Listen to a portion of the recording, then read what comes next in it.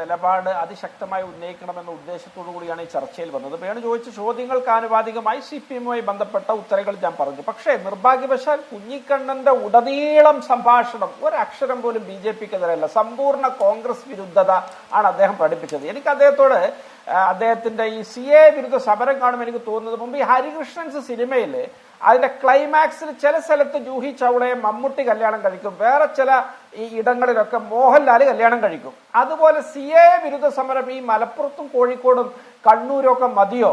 അങ്ങ് കോട്ടയത്തും പത്തനംതിട്ടയിലൊക്കെ ഈ CA വിരുദ്ധ സമരം നടത്താൻ എന്താണ് CPM-ന് എല്ലുറപ്പില്ലാതെ പോകുന്നത് എന്ന് ചോദിക്കാൻ ഞാൻ ആഗ്രഹിക്കുകയാണ്.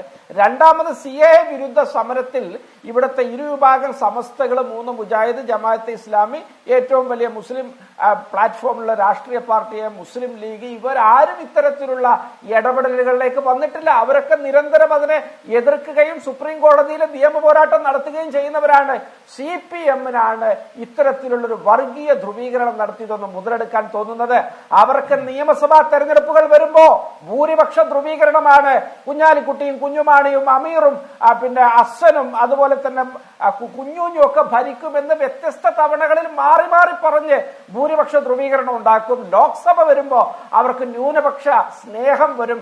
ഇത്തരത്തിലൊക്കെ തെരഞ്ഞെടുപ്പ് വിജയത്തിന് വേണ്ടി അങ്ങേയറ്റത്തെ വർഗീയത പ്രയോഗിക്കുന്ന അധപ്പതിച്ചൊരു പാർട്ടിയായിട്ട് CPM മാറി. CPM-ന് മുസ്ലിം വിഷയങ്ങളിലോ അല്ലെങ്കിൽ ജനാധിപത്യ മതേതര രാഷ്ട്രീയത്തോടോ എന്തെങ്കിലും ഒരു കൂറുണ്ടെങ്കിൽ അവർ ചെയ്യേണ്ടത്, രഞ്ജിത്തിന്റെ കൊലപാതക കേസിനോടൊപ്പം നടന്നാണല്ലോ ഷാനിന്റെ കൊലപാതകം, അതിലൊന്ന് കുറ്റപത്രം നൽകിയിട്ട കുറ്റവാളികളെയൊക്കെ ഒന്ന് ശിക്ഷയ്ക്ക് വിധേയമാക്കാനൊന്ന് ശ്രമിക്ക്. എന്തിന് റിയാസ് മൗലവിയെ വെട്ടിക്കൊന്ന ആളുകളുടെ കേസ് അന്വേഷിച്ച് ഇല്ലായ്മ ചെയ്ത് ശൂന്യമായ ഒരു കുറ്റപത്രം കോടതിയുടെ മുമ്പാകെ കൊണ്ടുചെന്ന് പ്രോസിക്യൂഷനും ഒത്തുകളിച്ച് ഇന്നേ ദിവസം മുഴുവൻ പ്രതികളെയും വെറുതെ വിട്ടോ.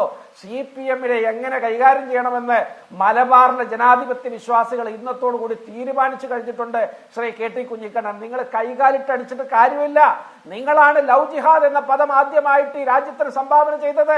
നിങ്ങളാണ് മലപ്പുറത്തെ കുട്ടികൾ കോപ്പിയടിച്ച് പാസ്സാകുന്നവരാണ് എന്ന് പരസ്യമായി വിളംബരം ചെയ്തത്. നിങ്ങളാണ് ഗെയിം സമരത്തെ നോക്കി, ഹൈവേ സമരത്തെ നോക്കി, ആവിക്കൽ തോട് വരെയുള്ള സമരങ്ങളെ നോക്കി 7-ാം നൂറ്റാണ്ടിലെ പ്രാകൃത മതക്കാരാണ് സമരം ചെയ്യുന്നത് എന്ന് ജില്ലാ കമ്മിറ്റി പ്രമേയത്തിലൂടെ നിരീക്ഷിച്ചത്. നിങ്ങളാണ് വേഷം കണ്ട സമരക്കാരെ തിരിച്ചറിയുമെന്ന് പറഞ്ഞത്. നിങ്ങളാണ് ആലപ്പുഴയിലെ കരിമണൽ സമരത്തില് മലപ്പുറംകാരുണ്ട് എന്ന് പറഞ്ഞത്. നിങ്ങളുടെയൊക്കെ ഉള്ളിലിരിപ്പ് എന്താണെന്ന് വളരെ കൃത്യമായിട്ട് അറിയാവുന്നവരാണ് ഈ മലപ്പുറത്തെയും മലബാറിലെയൊക്കെ ജനാധിപത്യ വിശ്വാസികള്. നിങ്ങൾ തന്നെയാണ് ബിഷപ്പിനെ നികൃഷ്ടജീവി എന്ന് വിളിച്ചത്. നിങ്ങൾ തന്നെയാണ് രൂപതയെ രൂപത, അതിരൂപതയെ അധികം രൂപത എന്നൊക്കെയുള്ള പുതിയ വിശേഷണ പദങ്ങൾ നൽകിയത്. നിങ്ങളെ ഈ സംസ്ഥാനത്തെ മതന്യൂനപക്ഷ വിഭാഗങ്ങൾക്ക് വളരെ കൃത്യമായിട്ട് അറിയാം. അവർ ഈ അപകടം മനസ്സിലാക്കി ചെകുത്താന്റെയും കടലിന്റെയും ഇടക്കാണ് കേരളം എന്ന് മനസ്സിലാക്കിയിട്ടാണ് പിതാക്കന്മാർ കഴിഞ്ഞ ദിവസം ആ പ്രസ്താവന ഇറക്കിയത്. അതിനാനുപാതികമായിട്ട് തന്നെയാണ് മറ്റു മതേതര ജനാധിപത്യ അവസാനമായി ശ്രീ KT കുഞ്ഞിക്കണ്ണൻ, അങ്ങയുടെ പ്രതികരണത്തോടെ ചർച്ച അവസാനിപ്പിക്കാം വേഗം. ഈ ഭരണത്തിനെതിരാണ്. ശരി ശ്രീ നൗഷാദ് അലി, ശ്രീ KT കുഞ്ഞിക്കണ്ണൻ. കശക്കി എറിയാൻ തയ്യാറെടുത്തിരിക്കുകയാണ് കേരളത്തിലെ വോട്ടർമാർ. ശരി.